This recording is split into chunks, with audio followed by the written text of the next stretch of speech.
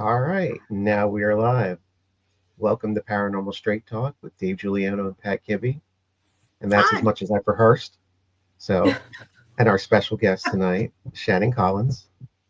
Hello. Now, I'm going to get this logo off. Remember, this is the most unprofessional show you're ever going to watch. So, here we go. Oh, she got the Queen of Darkness thing up too. You couldn't fit the whole tagline on there, could you? No. I probably It's could have put it under, but it's hard to fit them all in. The Pat's goes Yeah. off the screen too. Yeah, mine went off. So it's a Click Dream onto Within a Scream. That's a web page too, right? yeah. Why don't you give us the whole tagline, because I know there's the ghostess or hostess with the mostess. I have such a long tagline. But I am the Queen of Darkness, Paraflix's horror hostess with the ghostess, also known as Dream Within a Scream, Shannon Michelle Collins. Wow, that is a mouthful. That is That's It a a doesn't lot. always come out in the right order. But you know what? When people hear that, they're certainly not going to forget it. They're going to remember bits and pieces, but they're going to remember, like, I can't remember the rest, or like, damn, that's really long, and that's what Yeah. makes it stick. It's like it's a little hook there. Because I was writing stuff down like Post-it notes, and I ran out of space to fit all the stuff, so I just gave up. I figure she'll know Yeah. what it is. She can just say it. So how are you doing? I'm doing great. I have no complaints. Well, I have complaints, but We could have this they're complaint not show. We could all just sit here and complain. We can sit here and vent. And probably be the show that most people watch, because paranormal community likes complaints and venting. So This it is is what true. it is. This is true. I'm being blinded by my light. I am not rolling my eyes at anyone. Let me just move it because it's hot. I know. You can see my light when I look up, Okay. but the The glare cat's was taking out everything. annoying me. The cat's like That's Godzilla. Godzilla going through Tokyo. All right, there we go. There we He's go. taking over the studio. No. He likes to be on camera. I think he waits. So, in no order, in my scribbled notes, and I know Pat's got better notes than me. No, not really. The first thing that I remembered, the automatic writing thing that you do, like Yes. the poetry through that. But now you have a book coming out this year. Hopefully, I keep getting stuck. It is sitting with the editor now, and they recommended just adding a little bit more details, because it kind of it went from like one thing to the next. Like it didn't really. It's hard to talk about something about yourself that you experience, Mhm. but I'm almost reliving it through what other people have told me, because I don't remember much from certain things. And so certain things, it's like, okay, I did talk to a lot of the members that were there to get their input. I recorded what they said, but I didn't expect it to be so hard to write about it. I didn't realize actually how traumatizing that experience was for me. And when I started writing about it and reliving some of those events that occurred, it kind of brought me to a low place. And I had to step back for a little while. I went back to my my actual poems that I write, and I'm coming out with that book before my other book, because I needed a minute. I have one more chapter. It's only my chapter that I have left, and that's the hardest thing to write about, is what I actually experienced, things that I've not shared with the public that are very, very dark and very hard. So that's what kind of set me back a little bit on that. Realistically, it should have been out like 2 years ago, I feel like, but it keeps getting pushed back. But I feel like everything happens for a reason. And I know that what I put out there will be my truth of what I experienced, and however long it takes for it to come out, I mean, it'll be worth it in the end, I hope. It's my fourth book. On my banner I have behind my table says, coming in 2014. So now I had to like duct tape over it, because I'm a little behind on that. But the book that I would have put out then, or even 5 years ago, and where it is now, they're not even the same book. The title is, but the whole insides have been gutted, and it's all different stuff because I've had 11 years to learn more stuff and growth. So I've been just, looking at that stuff, go, that's crap, take all that out and just start it over. So it is like, it's a tough thing to do. I understand completely. Well, it's hard though, because every book is a moment in time when it gets released, which is why so many people release multiple books. But in your case, Shannon, I mean, you have like a topic that you want to discuss specifically that happened to you. And it's got to be so hard to go through it again in writing and in detail and almost like literally bare your soul to everyone, Yeah. And think about it differently now, because when you're going through it, it's one thing. But when you've got time to sit back and look at it, really look at it, and you see all the things that happened that you just forget, I understand completely why you would be delayed on that, because that's a lot to go through. It really is. It's like, it's bad enough going through it once. The retrospect on it has to be terrible. It is, and I think a part of it is it's also still so fresh. This just happened to me in 2019.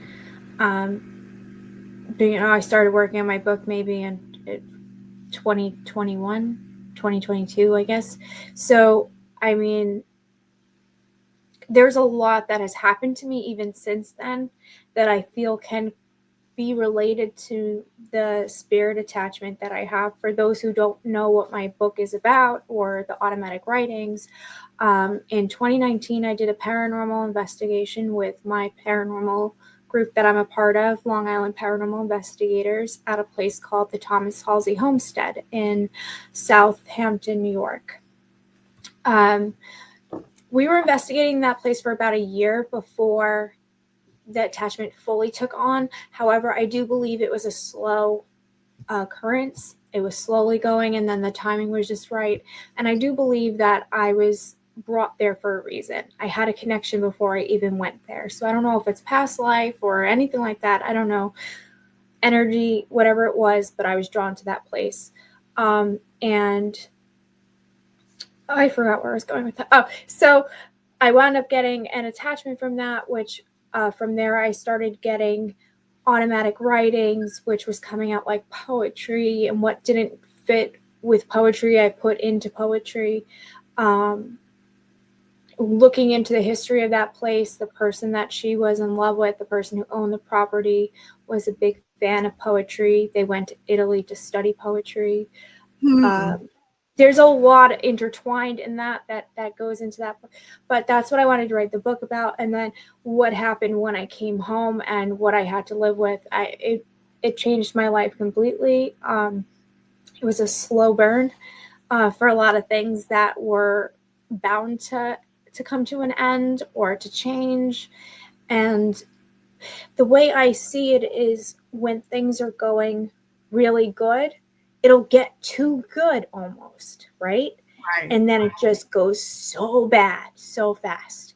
And I think that could be a part of that energy attachment. I can't say for sure. It could just be life.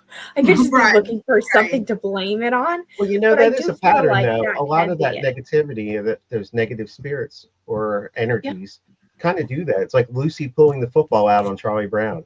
You're setting you up for failure. You think you're going to do something. Everything's going great. And then the whole idea was to have you fall. So, I mean, that is a pattern that we encounter a lot. So, I mean, for the longest time, I did speak of like not removing the spirit or whatever, because I felt like so attached to it at this point. Like, I don't know who I would be or whatever. I know I keep saying whatever, but I don't know at this point how much more I can take. Right. You know? Yeah, sometimes they I want, mean, they so want you're you at to feel like you can't live without them too. Yeah, that's got to be it's pretty down in there for you to feel like you need the attachment to go on. I mean, like, it depends on what it is, though. Like, couldn't that be like an oppression situation, Dave? Depending on what the attachment is? It really could be anything. With knowing, just with the little bit we know, the door is open to a bunch of different possibilities. What I am. Go ahead. I feel like there might be something else going on besides what I initially had, because it feels a little different. It feels heavier. So I don't really know if it is just that, and I'm actually, it's just growing, you know, right. The feeling of it, or if something else. Yeah, I go to a lot of locations. As a sensitive, a medium, or I try not to open myself up to that too much anymore because of what happened. It's almost like I block myself. I can't. I can. Right. I could go to a location and I can open myself up enough to be like, okay, this is what's here. We can play around with that, but I don't go deep enough to where I'm going to channel that spirit. Right. As I used to do. So I don't know if I picked up anything else. I talk with my hands so much. I have to, like, you can't see because I'm not holding them up here, but the whole time I'm talking, my hands are moving too. I can't talk. I'll just be quiet if I don't move my hands. Right. I'm trying to get my hair in there so I don't look bald, but it still looks like which is like from the stupid thing. Anyway, so how did you end up like getting rid of your attachment? Not like detailed, but did you go to someone for help for that, or? I didn't get rid of it. You still have it? I still have it. Okay. I still have it. I get very sensitive. That's why I'm saying, like, I feel like maybe I should, but I get very like mean if people want to get rid of it. In fact, when I first met medium Bianca Rose, I had a little bit of her because I was like, "Don't you touch my ghost!" And she was like, "I'm not going to take. I won't remove anything you don't want me to remove. I won't. You know, that's." And then, you know, from there, I felt a lot of trust with her and comfort with her. So she's my bestie. Nice. Yeah, she was on a couple weeks ago. Yeah, I love her so much. Amazing. That's a pattern we encounter a lot too. Me and Pat handling the darker cases. We get a lot of people that they call us for assistance, but one of the stipulations is you can't get rid of it. They don't want it to go. They just want the bad stuff that's part of it to stop and keep everything else. And it doesn't necessarily work like that. It's all one thing. So yeah, you can't get rid of some of the traits of something without getting rid of all of it, you know? I know. I just, you know, we just do some counseling, some talking, and venting. That's really what we do. Okay. Are you still doing the automatic writing? I have not in a little bit of time, but yeah, I have. I still do them. I can't write right now. Gotcha. I injured my hand, ironically. So. Now that you're not doing it, did you notice any change? I've actually been having a lot more vivid dreams. I've been having the craziest dreams. I have had a lot more anxiety. I have I have had more outward experiences. The other night, I was standing in the room that I'm in now, my living room, and I have a teeny tiny prop radio that has like little skeletons that dance, and it plays the most obnoxious music you could ever. So I never had it on because it's so loud and annoying. It's supposed to be a Halloween thing that makes people jump. It's motion censored. It is off, and it just turned on by itself for a few seconds, and I thought, okay, maybe the battery, I went over and checked to make sure it was off. It was off. I'm like, maybe the batteries died. I shook it, nothing happened. I walked in front of it, nothing happened. Did I change the batteries? Absolutely not. Did I check them? No, I did not. Again, my hand. So I didn't want nothing to do with it. And I'm like, just stop being ghosts right now. That's all I said. And that night when I was in my room, I heard a little girl very clearly say, I'm sorry. And I've heard that little girl here before, but it has been years since I've heard her again. And I don't know why. I don't know what's going on. I don't know if it's a lot's changed in my personal life and stuff. So I don't know if she feels like she could come back out again, or if it's because I haven't been able to do the writings as I normally would. I mean, I'm not so focused on that one actual spirit because I'm not, Would you like some advice from somebody more experienced than us? Because I can pop this comment up. Only if you want to see it. Okay.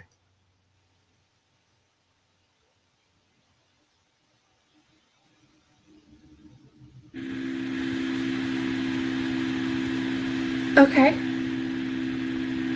And that's kind of, it is. They enjoy the attention.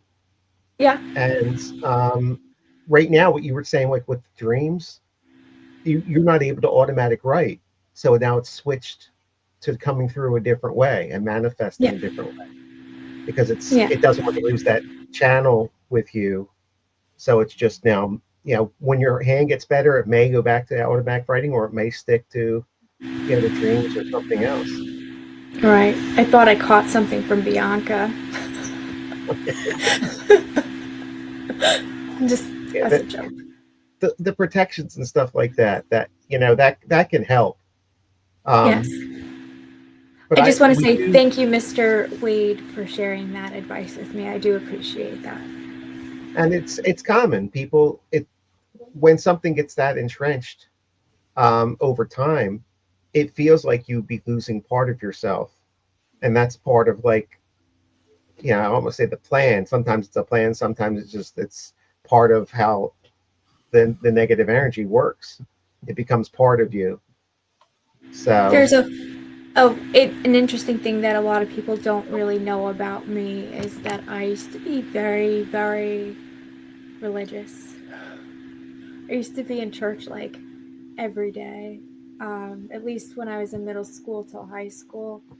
And then, but I still was very connected that way. I've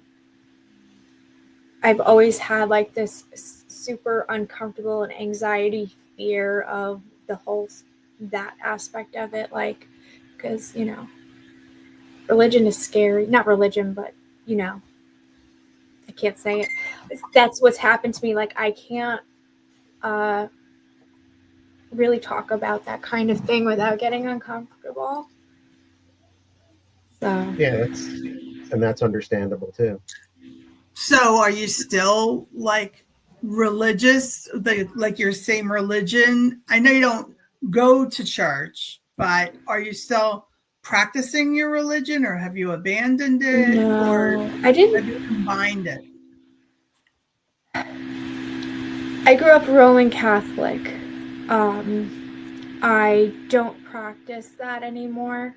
I went to church. The last time I went into church was for a funeral for my family member, and that was only like a few seconds, really minutes maybe at that. I have thought of, I have tried to pray. I can pray. I just get to a certain point and I can't like finish it, it'll just repeat itself. And I'm just like, forget it. I believe that there is a lot more than just what is in the Bible. I believe it's energy. I believe that sometimes maybe it's just like a yin and yang. Maybe it's one entity that's both handles both good. I don't know. I don't know. I just don't feel comfortable in that anymore. I believe a lot in nature and energy. I don't really practice too much of anything. I'm kind of just floating along life right now, looking for my way. And that's okay too. I mean, that's totally fine. We don't know. And things in our life change over time, so that, like, things happen in your life that you go, well, that doesn't fit in with what that said, like that doesn't make any sense. Like, why would it be only that? So, I mean, your experiences change you, and then you react accordingly. And, a lot of people combine, like, it's all like Roman Catholic, because there's so much guilt in leaving the Roman Catholic religion itself, because it's so rigid, and there's steps and processes and prayers specific to this, and beliefs that are very strict. So a lot of people, feel uncomfortable abandoning it. So they'll combine it into like another religion. Like I don't know who we were talking to, but I said, my daughter was raised Catholic, not, I guess, Roman Catholic. And she combined it with being a Wiccan now, because she realizes the spirit in nature, and, she's practicing Wiccan. So she's part of a covenant and all that. So for her, she's found a way to merge them together. But I could see why you wouldn't be able to do that in good conscience, because it's really completely separate and different. Yeah. I just don't feel connected anymore. I know that I feel it makes me uncomfortable, and I don't know if it's a part of the I don't want to get into that, the politics of it all. I am very much into history and like going back and all that, and I'm just like, all right. My ex just moved out recently, and he had crosses everywhere. Right. Because, he's in the paranormal field and he wanted to repel me. So it worked. I sent the crosses with him. So the only one I have left is the one that belonged to my dad. They put it on the casket. Yes. I kept that one. So that one I have that for that reason, but not for a religious reason. If my family's watching this, they might be upset with me for that, but that's okay. I am who I am. Exactly. You shouldn't have to apologize for that.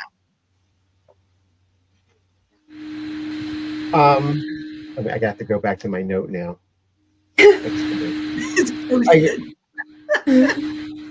How long have you been with Long Island Paranormal? It will be 14 or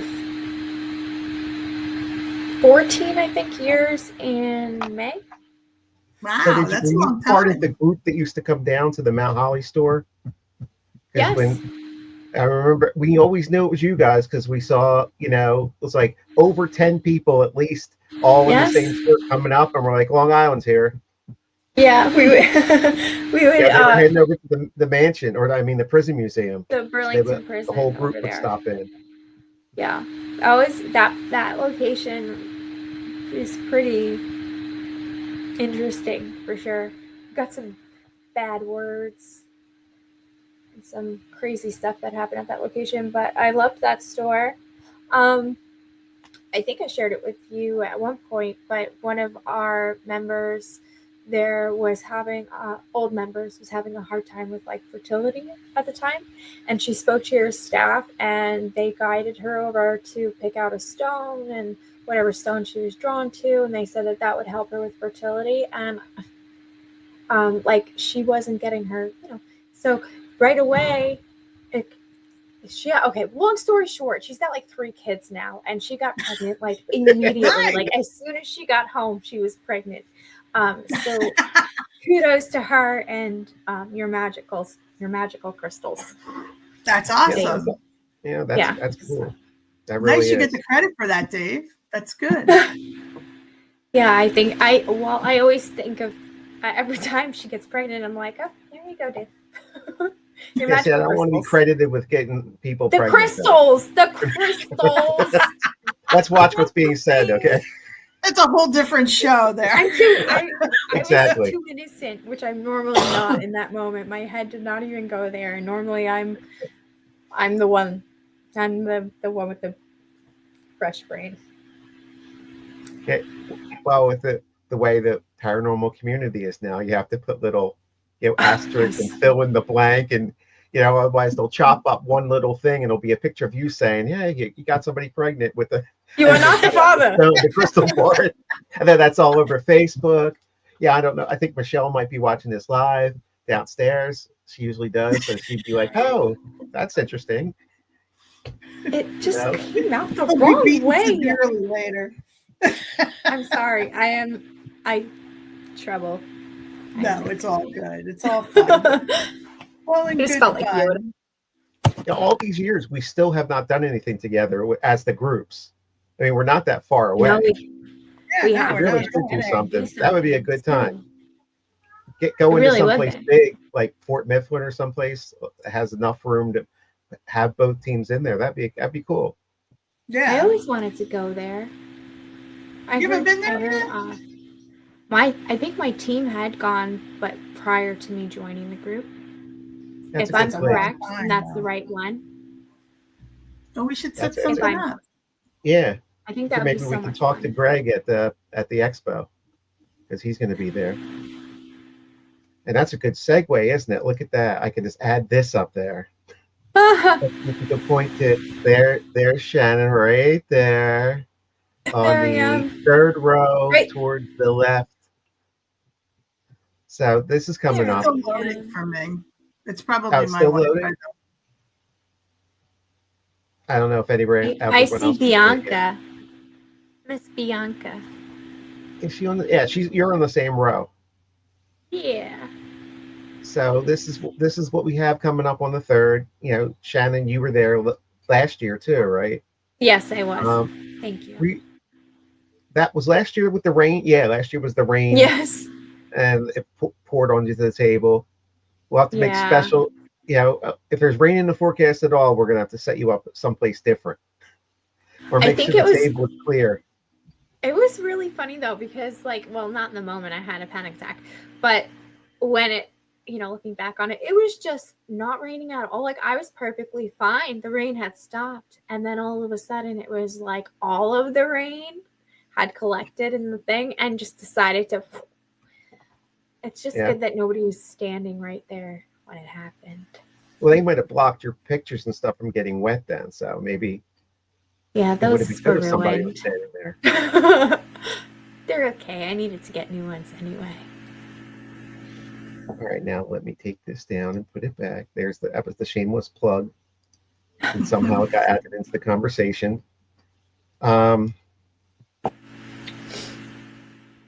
Your affiliation with Paraflix. Yes.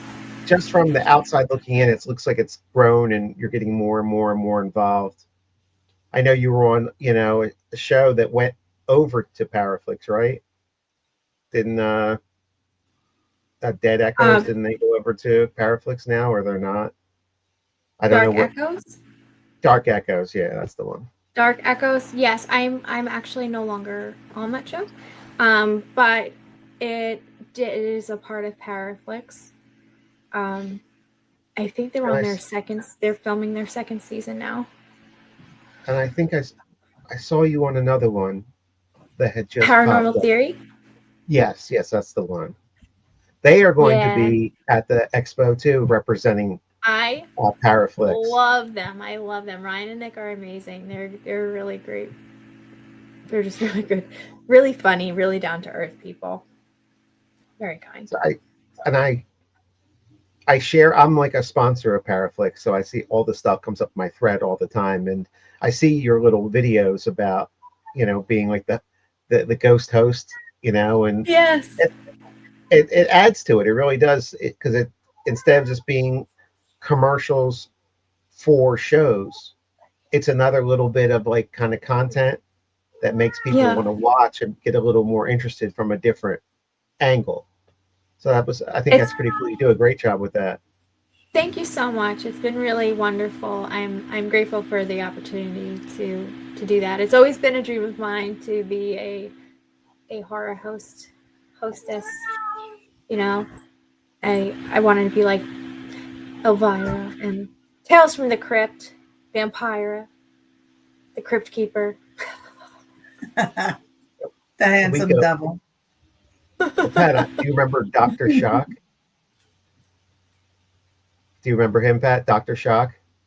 On Saturday mornings, when we were younger, that was the horror movies that came on like Saturday afternoon. He would run. I just remember Creature Feature was the one. Creature Double Feature was another one. Yeah, that was one. We didn't get Thriller. I didn't see Elvira. I guess she wasn't on the Jersey networks until I was much older. More cable. But that's kind of what that's the kind of vibe you get from your videos for Paraflix. It is that kind of Elvira kind of feeling being put out there. It's really cool. It's like a little retro plus modern all mixed together. You're a model too, right? I mean, that's an understatement. Yes. Because I remember, I think that when I first met you at Sleepy Hollow, because you would come up to me and I didn't recognize you, so I asked you, "Is this what you look like on your profile on Facebook?" And because it looked like you were like in costume, like cosplaying kind of thing, and that's when when I came over to your table, I saw like all the different things for the clothing lines and everything, and felt stupid, and never mentioned it again. No, I mean it makes lived sense. In my head. That's lived in my head since then. It's lived in mine too, but because I thought it was funny. I thought it was funny because sometimes you do meet people in person, but they don't look like who they look like, how you know them, so I just thought it was very funny to me. That's I thought good. It was. Most people would have been insulted, and then you can't take it back once it's out. No, but I liked the honesty of how it was. I was like, okay, I like him. That gets me in trouble too much. No filter. How many clothing lines are there, or jewelry lines that you're affiliated with? That I work with. I was just on your link tree. I'm like, oh my god, I didn't realize it was that many, because you keep scrolling and scrolling and scrolling. A lot. I work. Leviath Clothing Company, Affliction Clothing Company, Weasel Wear, stuff. R Gothic.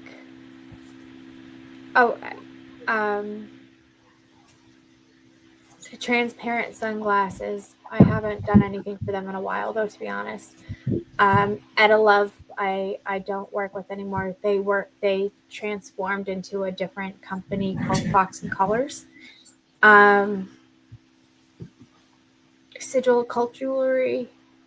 They just do all kinds of jewelry, not just the demonic, scary things, but they have just all sorts of things, which are great. Hades Footwear. I have a bunch of links. If you want to go to my website or to my page, you could click on my link tree and it'll bring up a list of a bunch of places. I have codes that you could use if you would like to get discounts on things. Some things don't have codes, they're just links. If you're nice to me and you want me to add your link to my link tree, I will. I do get a lot of clicks on that thing, so good. I can do that. Didn't I see Paranormal Theory on here too? Yeah, they are. That's where I first saw Paranormal Theory. I didn't know that you had done stuff with them. That's what sent me back over to Paraflix. Theory. Doing a little bit of the homework to try to find out more stuff than I knew already. Pat, you got any things that I didn't ask yet? Because I normally wind up talking and you only get a tiny bit to talk because I monopolize all the because I don't stop talking. I'm kind of quiet tonight. I'm more worried about this hair thing. It's really bothering me. Oh no! You would never know. It's just me being a girl. So you did poetry. You were writing poetry like all through school, right? So this isn't something new that you've started doing. No. With your I wrote poetry on and off. Yeah, no, I wrote it on and off. When I was in like second grade, I won a little pumpkin for a short Halloween story. Oh, cool. Yeah. I wrote it on and off, but it would be like periods of time, and then lots of time would go by. I'd get interested in other things. It wasn't as prominent as it's been since the attachment happened. I feel like that's prompted me to start writing again. And the poetry aspect of it. Right. The other stuff, I have books and books and books and books of just writings of Tom and Billy and Mary. When the attachment happened, did the tone of the poetry change? Yeah. The way that it's written, you could tell the difference between how I wrote and how this comes out. It's very different. And that's like that would be the automatic writing. If that makes sense. Absolutely. If you go through my poems, a lot of them have like the same like rhythm. Mm-hmm. If that makes sense. And then the ones that I have, they don't really flow as good. Right. I'm not as right. That's something too that's why I had asked. That's something you'd almost expect to have that little bit of a change. Yeah, well, it makes you wonder who's really doing the writing, like where is it really coming from? Is it all from you? Maybe it's or him. Is it being affected? Could be too. You never know. Maybe it's both. It's a combination. I don't discount anything these days. Anything goes and can happen. So I don't doubt it. So you still doing that writing now or no? The automatic writing? Poetry. No, the poetry. Are you still doing poetry right now? I write poetry here and there on my own. I have been, also with the automatic, but I haven't been able to do that for a little while with my hand, a few weeks, with my hand the way that it is. And I've just been crazy in life in general since. Wait, what happened to your January? I'm sorry, I don't know about this. Okay, so I took a mid-afternoon nap. I was having the anxiety, so I took a mid-afternoon nap. It was it was like Final Destination, okay? I had on big pajama pants, and then my blanket covers were hanging over the edge of my bed, and then there's like a pile of like crap at the end of my bed because I was moving everything around. And so that's where it landed, and until I could work on that room. And Bianca was supposed to come pick up this TV that I was going to be getting rid of, and I also was going to be going to an art show that day, and I woke up like, crap, like I'm late, and I got up, and I trip over my pants, that's what I remember, or the edge of the blanket, I don't know, the very big pants, I should have never worn them, I should burn them, I like literally walked up them. Anyway, my mirror's on the corner, was on the corner of my wall, and my door is here. So when I tripped, I kind of punched through my mirror, trying to balance myself, not realizing that I was going to punch my hand through the mirror. I didn't even realize what was happening until I looked down, and there was a big shard of glass hanging out of that guy right there. Ooh. And I looked down, and I was kind of like, what the F-bomb? And then I went into the bathroom and washed it and was like, oh no, this is not good. And then went to the hospital. Good. 20 stitches later. 20 stitches later, I find out that I have low blood pressure. My blood pressure, I think the other day when I was at the hospital, was like 95 over. It was 95 over 35, and then they took it again. Go to a doctor, you're going to Costco for that. That's go to a doctor. No, the hospital. I think you said not Costco. Because they do that. I think they have one of those things there. You can get everything at Costco. So. Sorry. Makes sense. Yeah, so it turns out I have really low blood pressure. So I guess when I got up, I just kind of went out. Just combination of everything all together. 20 stitches, the universe saying, hey, why don't you slow down? Yeah, time for a break. Exactly. If life a little bit. You were having an anxiety attack, right? You take a nap because of that. Then you got these two things backed up, and then this it's too much. That's when it's too much. That's why I cannot take naps, but I love them. But naps to me, you should take naps. I love naps. As long as they're it's hard juggling all the stuff. There's so much stuff going on. It really is. I remember when I was doing that much stuff, where it was every moment of the day I wasn't at work.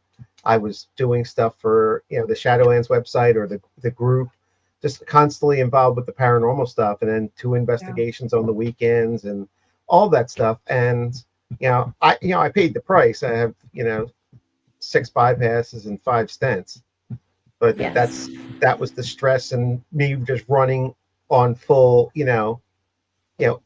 full speed and never cycling down to rest, recuperate at all. Just I was always at that high speed, and sometimes you get that little reminder. I wish I would have got my reminder before the heart attack and 6 bypasses, but this could be like your little reminder to say, hey, stop to smell the roses every now and then in between all the stuff that's going on. Right.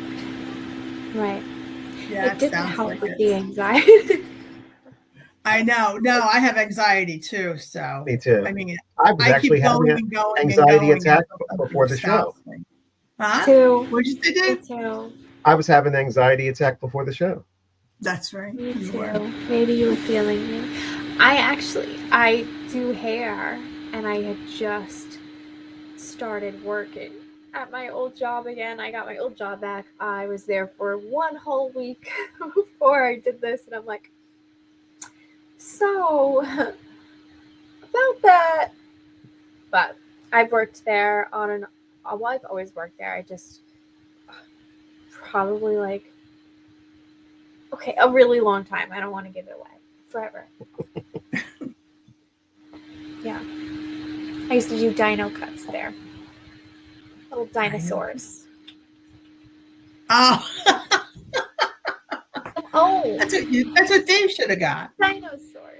A dinosaur? The dinosaur out there. The center's where it started going first, but I was like 23. They gotta just do the sides. Sides and the comb over. Yeah, hide it all. Yeah. It only works for a while, but you got to try.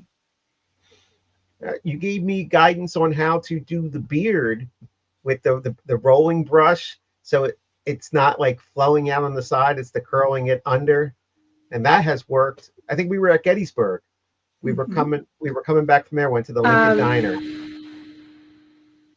and he had told me how to control it a little better. Yeah. He said something about the do you use a wax? Beard wax? I do use that too, and I have the cream too. But yeah, that's what you told me to do, and like, wow, that really made a difference. I would have never thought of doing it. Yeah, because it's underneath. You got to get it all straight and all filled in too, and that's where you kind of forget about it and have all the loose stuff that makes the rest of it look kind of crazy. So, yep, and then you just add a little bit of that wax to keep it nice and smooth. So I got professional hair advice, which I hadn't had for like 40 years. Well, that's good. Haven't needed it, while we were on the day after a paranormal expo at a diner. So you never know where you're going to get the stuff from. Well, I was going to say something about your manscaping, but I'm not going to go there. I'll just leave it. Yeah, we just take that off. Yeah. Exactly. This is where the unprofessionalism comes in. Yeah. Got to try to filter it a little bit. Do you have any shows that you're going to be on Paraflix coming up? Any episodes or anything like that? I'm not sure. I know that sounds funny. I don't know. I know I did film with Paranormal Theory. I don't know if that's going to air on Paraflix or not, or if it was just prior to that. I don't know how far back they're going with their stuff because I did film with them a few times. So if that does, then it'll be on there. I don't know. Yes, I'm going to say yes. No, I don't officially, but I'm putting it out there. Yes, I will. There you go. Do you know I want to film it so hard? I want to go to Florida to my little Miami cousins and go to the Haunted Files. The Haunted Files? That War Party Paranormal. Okay. That's down in Miami? Yeah, I want to do every show that's on there. I just want to be a special visitor on every show on there. Sounds like not fun. It doesn't even have to air, to be honest with you. It doesn't even have to air. I just want to meet everyone and hang out with everyone. I think everybody's different techniques are kind of cool, and I want to kind of just meet everyone. I think it'll be fun. Those guys are really cool. They were at the first White Hill Expo, and I met them because I sponsored their podcast, and now sponsoring the Paraflix show. That's probably I'm talking like TV stuff and across the internet. That's probably one of my favorite shows ever. It's cool to watch. I mean, even though I don't usually like watching things I know people in it, because sometimes I feel awkward watching them. Yeah, I hear you. Their show's really good. I love watching it. It is really good. I do like it. It's a good time. There's a lot of good shows on there. I shouldn't say that. Am I wrong to say that? As a whole, I think I have to be neutral. They're all well. They are all well done. They're all very, anything very you good. said. Don't worry about it. You said all the shows are just as good as each other. They are. That's what I heard. I mean, yeah. I would tend not to agree with that because some shows are definitely better than others, for sure. And but Shannon loves them all on Paraflix equally. Well, I guess if we're only talking Paraflix, that's different. But just in general, the ghost hostess, all you have to give your equal blessing across them all. I love all of my Paraflix family equally. I'm not talking just Paraflix. So yeah, I'll go with no. There's some. I don't know all the Paraflix shows, so I can't comment on them. I was just going on all. There's a lot of Paraflix shows. Gonna have to get you the promo code and get you on there to watch some shows. Yes. If anybody, can I do that plug? Can I do it anyway? Okay, cool. I just want you to know I'm revving up for it. if anybody is interested in a subscription, you can go to paraflix.com, go to the annual subscription, and put in code QOD30 for 30% off. That's for your annual subscription, and it'll be worth it. Plus, I believe you get your first month for free. I think.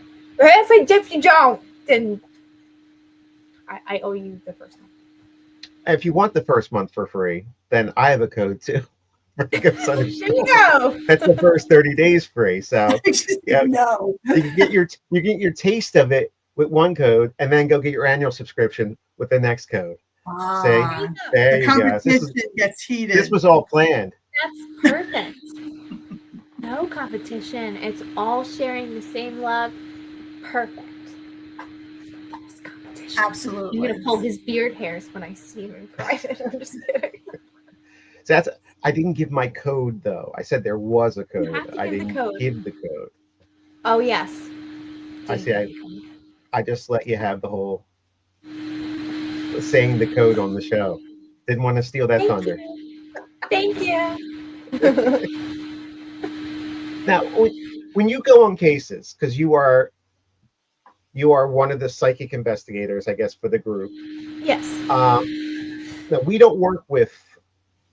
I'm doing air quotes only because it's a thing, but like the psychic medium investigators, we don't classify anybody as that. We consider everybody sensitive. Some people are just more sensitive than others. So no offense to anybody who's psychic. I mean, if I wanted to be honest, I would put psychic medium in front of my name. I'm just uncomfortable with that. So I get it. That off. I don't like the mediumship stuff at all, and the psychic stuff, that is what it is. But when you're on an investigation, how do you go about investigating with your abilities? With my group that I'm part of, they do have a certain expectation, which I appreciate. So I'm never just going off of my own feeling. I have equipment that I'm working with also. So it's not just, I feel this over here and whatever, and then they take my word for it, So they're trying to prove what I'm feeling with the equipment, along with whatever. It's a whole process. Prior to me going to a location, I don't know where I'm going. I don't know anything about the history of the place. Nothing. When I arrive at the location, if it is an investigation where it's not outdoors, meaning like an urban myth, like we have like woods and stuff we go to, that's different. But going to like a home or a business or even like whatever, I don't know like the history before I go. I don't know the claims, nothing. So my group will go in, they'll introduce themselves. I used to go and introduce myself first and then go back to the car. I stopped because when people realize right away, they just start blurting stuff out, and I don't want to know anything. And it ruins why I'm there. So I'll go out, I'll wait in the car. I'll start to write down whatever impressions I'm being given at the time. I'll do the outside first. I'll see what I feel from the inside before I get inside. I go inside. When we do our investigations, we have a checklist of things that we do. So we check for high EMF, high carbon. If there's carbon monoxide, that's the bad one. Yeah, right. That's the bad. I always get those confused. So we'll check for that. We'll check for all the different things. So I usually go around with the EMF and the other thing, the carbon monoxide reader, and go and check and make sure that we're all good. As I'm doing that room to room, I'm picking up my feelings room to room, writing it down. That way, when I have record of what I'm writing down, it's easier for me to share that with the client later so I don't forget anything. And two, it kind of protects me because it's like as they're setting up, like, they're kind of all over the place and I'm not really anywhere near them, So I'll start at one end and work my way towards them. Usually they have a case manager that's going over the case with the people. If that's happening and it's a smaller place and there's a chance I could hear something, I'll wait till that's completely done. They'll do the whole setup, and then I'll walk in and kind of just do it as we do the investigation, the same thing, just room to room as we're investigating. At the end, I will go over my impressions with the client, and then we'll send them a full report after if they don't have any questions further. It's kind of similar to how we approach it with the pretty much taking the equipment and the impressions and kind of combining them to make them a little bit more, depending on how you're looking at it, they strengthen each other. One enhances the other one. So that's kind of what we do. And when we can go in blind, we will. But it's neat to hear another team doing it, similarly. Because a lot of people just, there's a lot of different methods out there, but some of them seem to be, counterproductive, and they're ruining their own investigations without realizing it. But you definitely take those little steps, just the little tiny things to make sure that you're not being exposed. So anything that you're picking up specifically, you have no knowledge of beforehand. So you can kind of trust what your names or anything that's coming to you. You didn't know that and didn't hear it, accidentally before you started. And I forgot to mention, I also have like an audio rolling, because like an digital audio going through.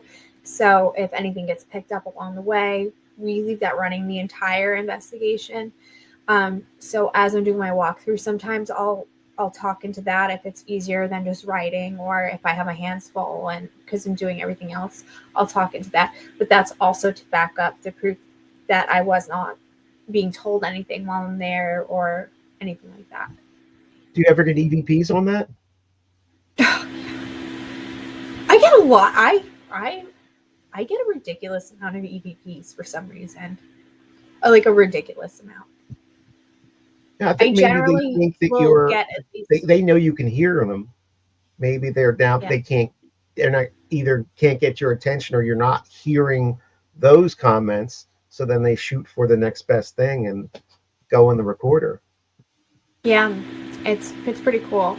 I always say like, ew, that's so gross. But I don't mean that it's like actually gross, and I don't mean ew. But it's just like, you're sitting somewhere alone. You feel something there. And then you go back and you listen, and there's some man or some woman being like, get out. And you're like, oh, I'm so sorry. Right. It's a little too late now. Right. Those messages that's what I need to hear at the time, not on a tape recording I'm listening to days later. Not helpful. Exactly. Right, don't go in there. Don't go in that room. Too late. Yeah. Too late. Yeah, that's pretty much exactly what I do, except I don't have a lot of ability. But I have my recorder like right on me, and then I have other recorders I might put down somewhere. But I don't like to know anything going in. And even like this weekend, we went somewhere and the owners were giving us a tour of the building. And she's like, so did you want to know what happened? I'm like, no. Don't tell me anything, please, And then she told us after the investigation was over. So we got her story, and it was, typical, but I'm glad I didn't know it ahead of time. Because who knows, it might change what you do, what you say. Yeah. Yeah, I think it can go both ways. Like there's pros and cons to knowing prior. As a regular investigator, if you know prior, maybe you can connect with different things. You might know certain questions to ask or certain ways to approach more than so if you know after. But knowing after, and you get certain things that occur, that's relevant, but you didn't know till after. It kind of makes the experience a little bit more legitimate, I think. Right. Not legitimate. That's not the right word I'm looking for. No, I know, but it validates what you're doing. Validating. When you did it, you didn't know. And then later on, if there's some kind of correlation that comes up in the investigation, then you're like, oh, that happened. That's so cool, When if someone told you, then you question yourself a little bit, going like, well, did I know that? And like, so, because I knew that, you know, I was kind of tilting that way anyway, and I made something happen, you know.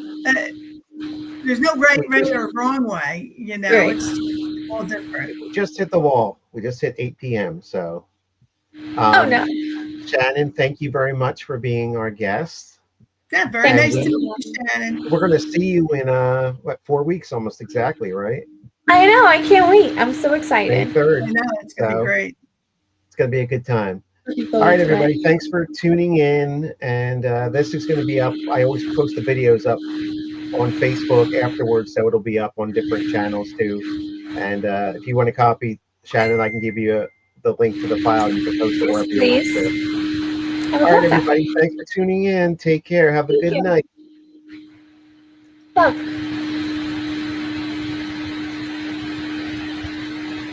Good night. Good night.